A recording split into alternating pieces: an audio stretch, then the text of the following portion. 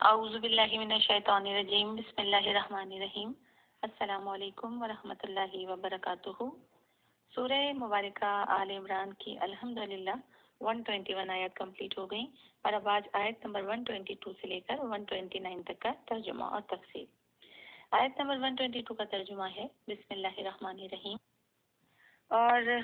یاد کرو وہ وقت جب تم میں سے دو گروہوں نے سستی کا مظاہرہ کرنے کا مصمم ارادہ کیا،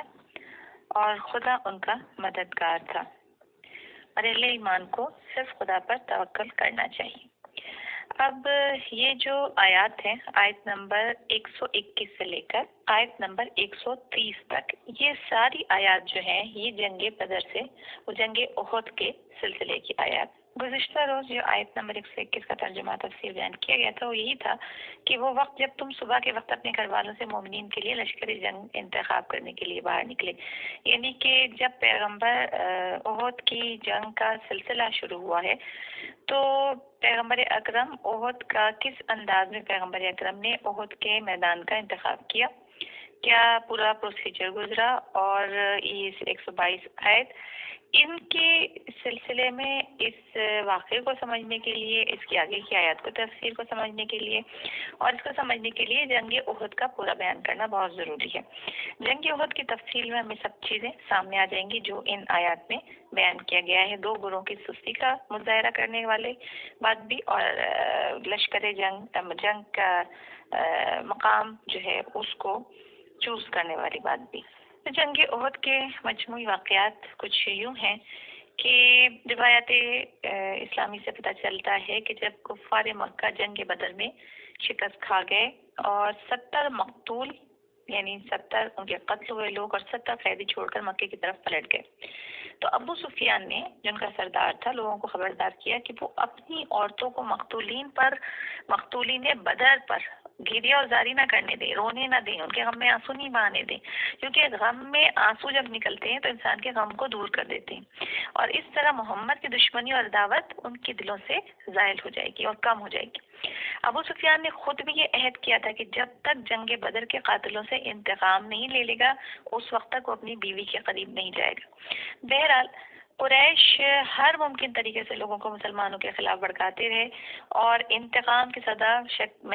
شہر مکہ میں بلند ہوتی رہی۔ ہجرت کے تیسرے سال قریش 3000 سوار اور 2000 پیدل فوج کے ساتھ بہت سامان جنگ لے کر رسول خدا سے جنگ کرنے کے لیے مکے سے نکلے، اور میدان جنگ میں ثابت قدمی سے لڑنے کے لیے اپنے بڑے بڑے بت بھی ساتھ لیے اور اپنی عورتوں کو بھی ساتھ لے کر آئے۔ پیغمبر اکرم کے چچا جناب عباس جو ابھی ظاہراً مسلمان نہیں ہوئے تھے، جب انہوں نے دیکھا کہ قریش کا ایک طاقتور لشکر پیغمبر سے جنگ کرنے کے لیے مکے سے نکلا ہے تو فوراً ایک خط لکھا اور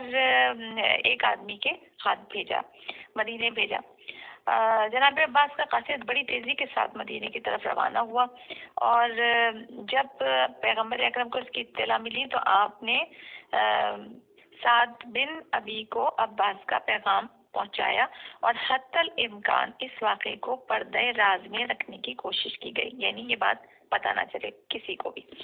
پیغمبر نے مسلمانوں سے مشورہ کیا۔ جس دن جناب عباس کا قاصد آپ کو موصول ہوا اس دن چند مسلمانوں کو حکم دیا کہ وہ مکے اور مدینے کے راستے پر جائیں اور لشکر کفار کے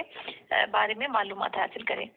آپ کے دو نمائندے ان کے حالات معلوم کر کے بہت جلدی واپس آئے اور قریش کی قوت و طاقت سے پیغمبر اکرم کو مطلع کیا، اور یہ بھی اطلاع دی کہ یہ طاقتور لشکر جو آ رہا ہے یہ خود ابو سفیان کی کمان میں ہے، یعنی اس کو ابو سفیان لیڈ کر رہا ہے۔ پیغمبر اکرم نے چند روز کے بعد تمام اصحاب اور اہل مدینہ کو بلایا اور ان تمام جو حالات پیش آنے والے ان کے مقابلہ کرنے کے لیے مشورے ہوئے، میٹنگ ہوئی، اور اس میں جناب عباس کے خط کو بھی پیش کیا گیا، اور اس کے بعد مقام جنگ کے بارے میں رائے دی گئی کہ جنگ جو ہے وہ کس مقام پہ کرنی چاہیے سب کو جمع ہو کر۔ اس میٹنگ میں ایک گروہ نے رائے دی کہ جنگ دشمن سے مدینے کی تنگ گلیوں میں کی جائے، کیونکہ اس صورت میں کمزور مرد اور عورتیں بلکہ کنیزیں بھی مددگار ثابت ہو سکیں گی۔ اسی سلسلے میں آیت نمبر 121 ہے کہ مقام جنگ کا تعین کیا۔ عبداللہ بن ابی نے تائیداً کہا یا رسول اللہ آج تک ایسا نہیں ہوا کہ ہم اپنے قلعوں اور گھروں میں ہوں اور دشمن ہم پر کامیاب ہو گیا ہو، لیکن نوجوانوں اور جنگجو لوگوں کا ایک گروہ اس کا مخالف تھا۔ چنانچہ سعد بن معاذ اور قبیلے اوس کے چند افراد نے کھڑے ہو کر کہا کہ رسول اللہ، گزشتہ زمانے میں عربوں میں سے کسی کو یہ ضرورت نہ تھی کہ ہماری طرف نظر کرے، جبکہ ہم مشرک تھے اور بت پرست تھے۔ اب جب کہ ہمارے درمیان آپ کی ذات ہے اور پروردگار عالم کی مدد ہے تو وہ کس طرح ہمیں دبا سکتے ہیں؟ اس لیے شہر سے باہر جنگ کرنی چاہیے۔ اگر ہم میں سے کوئی مارا گیا تو وہ شہید ہوگا، اور اگر کوئی بچ گیا تو اسے جہاد کا اعزاز و ارتقاء نصیب ہوگا۔ اب اس قسم کی باتیں اور جوش و شجاعت جو ان لوگوں نے پیش کیا تو مدینے کے باہر جنگ کے حامیوں کی تعداد میں اضافہ ہو گیا، یہاں تک کہ عبداللہ بن ابی کی پیشکش کو جو ہے الگ کر دیا گیا، اور خود پیغمبر نے بھی اس مشورے کا احترام کیا اور مدینے سے نکل کر جنگ کی طرفداروں کی رائے کو قبول فرما لیا، اور ایک صحابی کے ساتھ مقام جنگ کا انتخاب کرنے کے لیے شہر سے باہر تشریف لے گئے۔ آپ نے کوہ احد کا دامن لشکر گاہ کے لیے پہاڑوں کا درمیان کی جگہ ہوتی ہے اس کو منتخب کیا، کیونکہ جنگی نقطہ نظر سے سب سے زیادہ مناسب مقام تھا۔ جمعے کے دن آپ نے یہ مشورہ لیا اور نماز جمعہ کا خطبہ پڑھتے ہوئے آپ نے حمد و ثنا کے بعد مسلمانوں کو لشکر قریش کی آمد کی اطلاع دی اور فرمایا کہ تہہ دل سے جنگ کے لیے آمادہ ہو جاؤ اور پورے جذبے سے دشمن سے لڑو، تو خداوند عالم تمہیں کامیابی اور کامرانی سے ہمکنار فرمائے گا۔ اور اسی دن آپ 1000 افراد کے ساتھ لشکر گاہ کی طرف روانہ ہوئے۔ آپ خود لشکر کی کمان کر رہے تھے۔ مدینے سے نکلنے سے قبل آپ نے حکم دیا کہ لشکر کے 3 علم بنائے جائیں، جن میں سے 1 علم مہاجرین کو اور 2 علم انصار کے ہوں گے۔ پیغمبر اکرم نے مدینے اور احد کے درمیانی فاصلے کو پیدل طے کیا اور راستے بھر لشکر کی دیکھ بھال کرتے رہے۔ خود لشکر کی صفوں کو منظم کیا تاکہ وہ ایک ہی سیدھی صف میں مارچ کریں۔ ان میں سے کچھ ایسے افراد کو دیکھا جو پہلی دفعہ آپ کو دکھائی دیے، تو آپ نے پوچھا کہ یہ کون لوگ ہیں؟ تو بتایا گیا کہ عبداللہ بن ابی کے ساتھی کچھ یہودی ہیں اور اس مناسبت سے مسلمانوں کی مدد کے لیے آئے ہیں۔ آپ نے فرمایا کہ مشرکین سے جنگ کرنے میں مشرکین سے مدد نہیں لی جا سکتی مگر یہ کہ یہ اسلام قبول کر لیں۔ یہودیوں نے اس شرط کو قبول نہیں کیا کہ وہ اسلام قبول کریں گے اور سب مدینے کی طرف واپس پلٹ آئے۔ اس آیت نمبر 122 میں اس چیز کی طرف اشارہ ہے۔ یوں 1000 میں سے 300 افراد کم ہو گئے۔ بعض مفسرین نے لکھا ہے کہ چونکہ عبداللہ بن ابی کی رائے کو رد کیا گیا تھا اس لیے وہ راستے سے 300 سے زیادہ افراد کو لے کر واپس پلٹ آیا۔ آیت نمبر 122 کی تفسیر ہے یہ۔ بہرحال آخر کار پیغمبر کے ساتھ 700 افراد رہ گئے اور 700 افراد کو حملہ لے کر کوہ احد کے دامن میں پہنچ گئے اور نماز فجر کے بعد مسلمانوں کی صفوں کو آراستہ کیا۔ عبداللہ بن جبیر کو 50 ماہر تیر اندازوں کے ساتھ پہاڑ کے درے پر تعینات کیا اور انہیں یہ تاکید کی وہ کسی بھی صورت میں اپنی جگہ کو نہیں چھوڑیں گے اور فوج کے پچھلے حصے کی حفاظت کریں گے۔ اس حد تک تاکید کی کہ اگر ہم دشمن کا مکے تک پیچھا کریں یا ہم شکست کھا جائیں اور دشمن ہمیں مدینے تک جانے پر مجبور کر دے پھر بھی تم اپنی جگہ نہ چھوڑنا۔ اس حد تک تاکید تھی، اور یہ بھی تاکید میں بعض مقامات پہ بتایا گیا ہے کہ مال غنیمت کے سلسلے میں بھی پیغمبر اکرم، کیونکہ اگر لوگ جگہ چھوڑتے تو اس کی وجہ یہ ہوتی تھی کہ جب جنگ جیت رہے ہوتے تھے تو مال غنیمت جو ہے وہ جمع کرتے تھے جلدی جلدی، تو اس سب کی طرف اطمینان دلا دیا گیا تھا، سب کو سب کا برابر کا حصہ ملتا تھا پیغمبر اکرم کے پاس جب جمع ہوتا تھا مال غنیمت۔ لیکن ساری طرح کی ہدایات کے باوجود بہرحال پھر بھی وقت آنے کے اوپر انہوں نے اپنی جگہ کو چھوڑ دیا تھا، اس کی تفصیل آگے آئے گی۔ تو بہرحال پیغمبر نے انہیں وہاں پر رہنے کی ہدایت کی، اور دوسری طرف ابو سفیان نے خالد بن ولید کو اپنے منتخب سپاہیوں کے ساتھ اس جگہ کی کہ جہاں پہ پیغمبر نے ان لوگوں کو مخصوص کھڑا کیا تھا وہاں کی نگرانی کا مقرر کیا کہ اور انہیں ہر حالت میں وہیں رہنے کا حکم دیا۔ کہا کہ جب اسلامی لشکر اس درے سے ہٹ جائے تو فوراً لشکر اسلام پر پیچھے سے حملہ کر دینا۔ دونوں لشکر ایک دوسرے کے سامنے سب بستہ ہو کر جنگ کے لیے آمادہ ہو گئے، اور یہ دونوں لشکر اپنے نوجوانوں کو ایک خاص انداز سے جوش دلا رہے تھے۔ ابو سفیان کعبے کے بتوں کے نام لے کر اور خوبصورت عورتوں کے ذریعے اپنے جنگی نوجوانوں کی توجہ کرا کے ان کو ذوق و شوق دلاتا تھا، جبکہ پیغمبر اسلام خدا کے اسم مبارک اور پروردگار عالم کی جانب سے جو انعامات ملیں گے اس کے حوالے سے مسلمانوں کو جنگ کی ترغیب دیتے رہے۔ اچانک مسلمانوں کی صدائے اللہ اکبر سے میدان اور دامن کوہ کی فضا گونج اٹھی، جبکہ میدان کی دوسری طرف قریش کی لڑکیوں نے دف بجا کر اور سارنگی پر اشعار گا کر قریش کے جنگجو افراد کے احساسات کو ابھارا۔ جنگ کے شروع ہوتے ہی مسلمانوں نے ایک شدید حملے سے لشکر قریش کے پرچے اڑا دیے اور وہ حواس باختہ ہو کر بھاگ کھڑے ہوئے اور لشکر اسلام نے ان کا پیچھا کرنا شروع کیا۔ خالد بن ولید نے جب قریش کی یقینی شکست دیکھی تو اس نے چاہا کہ وہ درے کے راستے نکل کر مسلمانوں پر پیچھے سے حملہ کر دے، لیکن تیر اندازوں نے اسے پیچھے ہٹنے پر مجبور کر دیا، وہی تیر انداز جن کو رسول اللہ وہاں پر کھڑا کر کے آئے تھے۔ قریش کے قدم اکھڑتے دیکھ کر تازہ مسلمانوں کے ایک گروہ نے، جو نئے نئے مسلمان ہوئے تھے، دشمن کو شکست خوردہ سمجھ کر مال غنیمت جمع کرنے کے لیے اچانک اپنی پوزیشن چھوڑ دی، یعنی پیغمبر کے منع کرنے کے باوجود وہ مسلمان وہاں سے مال غنیمت کی لالچ میں اس جگہ کو چھوڑ کر چلے گئے۔ ان کی دیکھا دیکھی درے پہ تعینات تیر اندازوں نے بھی اپنا مورچہ چھوڑ دیا۔ ان کے کمانڈر عبداللہ بن جبیر نے انہیں آپ کا حکم یاد دلایا اور پکارتے رہے کہ تم لوگ کہاں جا رہے ہو؟ پیغمبر نے تمہیں کیا کہا تھا کہ کسی حالت میں اس جگہ کو نہیں چھوڑنا ہے، لیکن سوائے چند افراد کے کوئی بھی اس اہم جگہ پر نہیں ٹھہرا اور سب کے سب مال غنیمت لوٹنے کے چکر میں چلے گئے۔ پیغمبر اکرم کی حکم کی مخالفت کا نتیجہ یہ نکلا کہ خالد بن ولید نے درہ خالی دیکھ کر بڑی تیزی کے ساتھ عبداللہ بن جبیر پر حملہ کیا اور اسے اس کے ساتھیوں سمیت شہید کر دیا، اور اس کے بعد انہوں نے پیچھے سے مسلمانوں پر حملہ کر دیا۔ اچانک مسلمانوں نے ہر طرف چمکیلی تلواروں کی دھاروں کو اپنے سروں پر پایا تو حواس باختہ ہو گئے اور اپنے آپ کو منظم نہ رکھ سکے۔ قریش کے جو لوگ بھاگ گئے تھے، انہوں نے جب یہ صورتحال دیکھی تو وہ بھی واپس پلٹ کر آ گئے اور مسلمانوں کو چاروں طرف سے گھیر لیا۔ اسی موقع پر لشکر اسلام کے بہادر افسر سید الشہداء جناب حمزہ علیہ السلام نے دوسرے مسلمانوں کے ساتھ جام شہادت نوش فرمایا۔ سوائے چند شمع رسالت کے پروانوں کے باقی مسلمانوں نے دہشت زدہ ہو کر میدان کو دشمن کے حوالے کر دیا۔ اس خطرناک جنگ میں جس نے سب سے زیادہ فداکاری کا مظاہرہ کیا اور پیغمبر اکرم پر ہونے والے دشمن کے ہر حملے کا دفاع کیا، وہ مولا کائنات علی بن ابی طالب علیہ السلام تھے۔ جناب علی علیہ السلام نے بڑی جرأت بے جگری سے جنگ کی، یہاں تک کہ آپ کی تلوار ٹوٹ گئی۔ پیغمبر اکرم نے اپنی تلوار آپ کو عنایت فرمائی جو ذوالفقار کے نام سے مشہور ہوئی، اور دوسری روایت ہے کہ جبرائیل امی آسمان سے مولا کائنات کے لیے تلوار لے کر آئے، ذوالفقار لے کر نازل ہوئے، اور یہ کہتے ہوئے کہ لا فتح الا علی لا سیف الا ذوالفقار، یعنی ذوالفقار کے علاوہ کوئی تلوار نہیں اور علی کے سوا کوئی جواں مرد نہیں۔ اور ایک تفسیر کے مطابق پیغمبر اکرم نے اپنی تلوار عنایت فرمائی جو ذوالفقار کے نام سے مشہور ہوئی، اور جبرائیل امی نے اس تلوار کو دیکھ کر یہ کلمہ پڑھا، لا فتح الا علی لا سیف الا ذوالفقار۔ مورخین نے بتایا ہے کہ جناب علی علیہ السلام کے جسم پر 60 زخم آئے،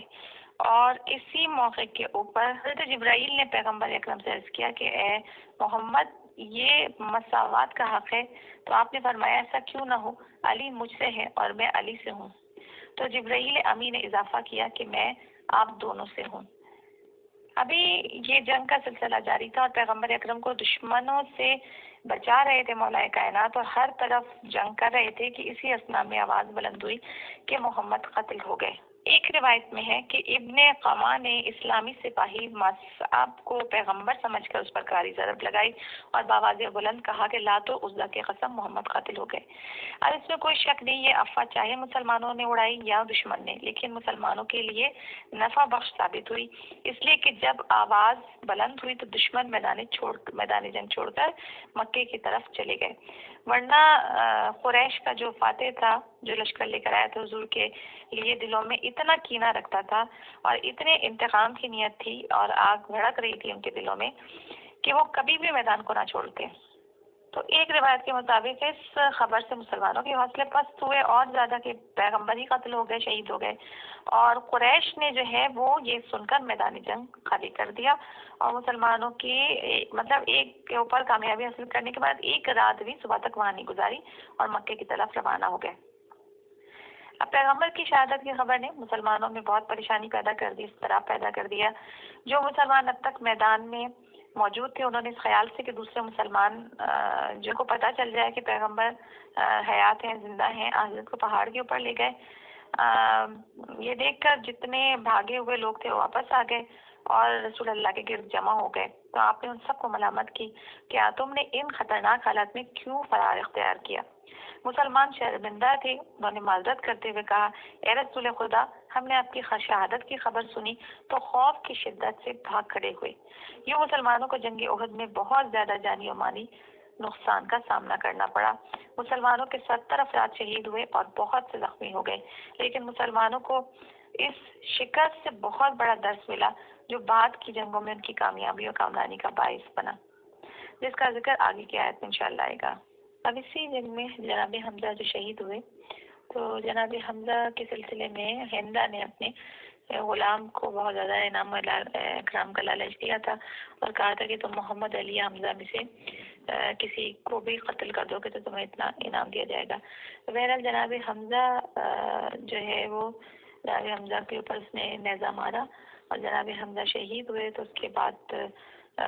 ایک روایت کے حساب سے اس نے خود ان کا سینہ چاک کر کے کلیجہ نکال کے لا کر ہندا کو دیا، اور ہندا نے اس کلیجے کو اپنے منہ میں ڈالا تو وہ خدا کے حکم سے اتنا سخت پتھر کا ہو گیا کہ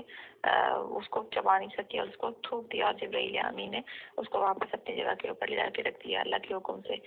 اور دوسری روایت کے مطابق ہندا نے خود جا کر جناب خدیجہ کا اور جناب حمزہ کا کلیجہ جو ہے وہ کاٹا اور پھر اس کو جگر کو اس نے چبانے کی کوشش کی اور ان کے جسم کے اعضاء کا ہار بنا کے اپنے گلے میں ڈالا۔ تو یہ مشرکین تھے اور وہ یہ عظیم ہستیاں تھیں کہ جنہوں نے اللہ کے راستے میں تمام تکلیفوں کو برداشت کیا۔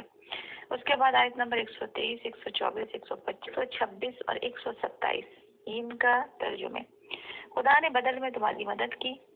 اور تم خطرناک دشمنوں پر فتح یاب ہوئی، جبکہ تم ان کی نسبت ناتواں تھے، بس خدا سے ڈرو اور دشمن کے مقابلے میں پیغمبر کی نافرمانی نہ کرو تاکہ تم اس نعمت کا شکر ادا کرنے والوں میں شمار ہو۔ جس وقت تم مومنین سے کہتے تھے کیا یہ کافی نہیں کہ تمہارا پروردگار 3000 ملائکہ آسمان سے اتار کر تمہاری مدد کرے؟ ہاں آج بھی اگر تم صبر استقامت اور پرہیزگاری اختیار کرو اور جب دشمن تم پر چڑھ آئے گا تو خدا 5000 مخصوص نشان رکھنے والے فرشتوں کے ذریعے تمہاری مدد کرے گا۔ لیکن یہ سب کچھ تو صرف تمہیں بشارت دینے کے لیے اور تمہارے اطمینان کی خاطر ہے، ورنہ کامیابی تو فقط خدائے توانا حکیم کی طرف سے ہے۔ اس لیے ہے تاکہ یعنی یہ کامیابی اس لیے ہے، وعدہ اس لیے ہے تاکہ لشکر کفار کے ایک حصے کو خطا کر دے یا انہیں ذلت کے ساتھ پلٹا دے تاکہ وہ مایوس ہو کر اپنے علاقے کو پلٹ جائیں۔ اب یہ ان آیات میں جنگ احد کا ہم نے تفصیل پتہ کر لی، معلوم ہو گئی۔ اب جنگ احد کے اختتام پر مشرکین کا لشکر جو ہے وہ اپنی فتح کے ساتھ بڑی تیزی کے ساتھ مکے کی طرف پلٹ گیا، لیکن راستے میں انہیں یہ فکر دامنگیر ہوئی کہ انہوں نے اپنی کامیابی کو ناقص کیوں چھوڑ دیا۔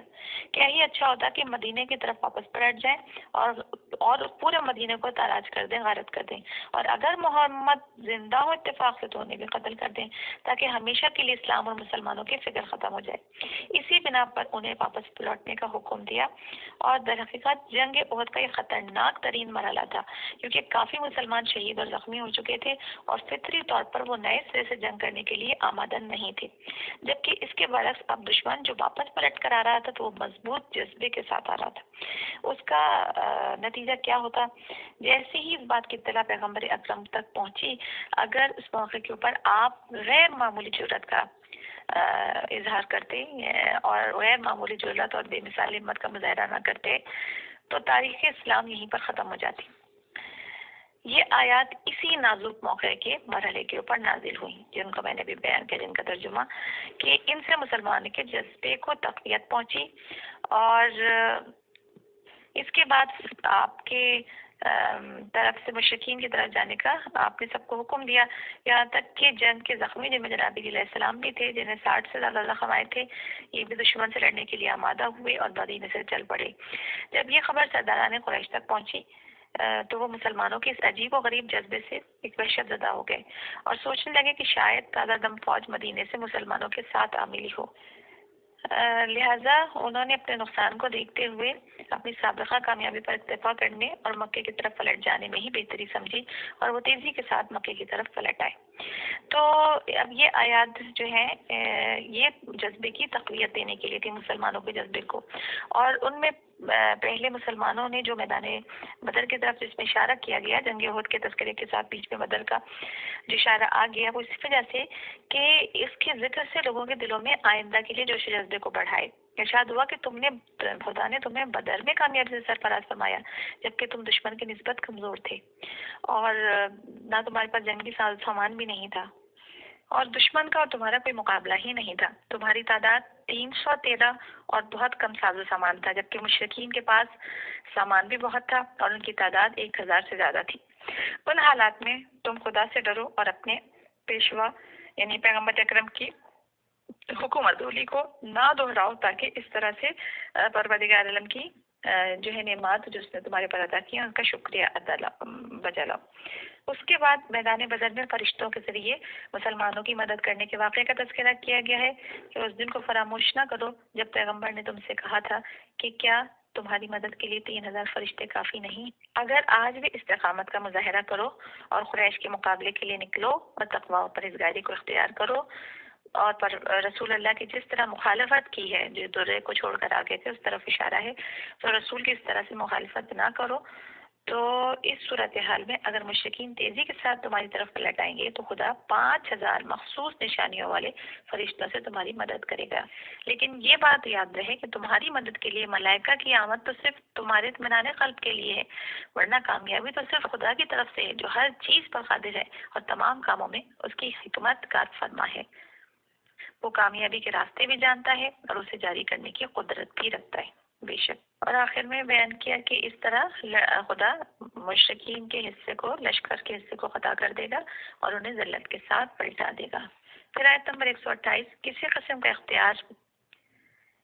کفار اور جنگ سے فرار کرنے والے مسلمانوں کے فیصلے کے بارے میں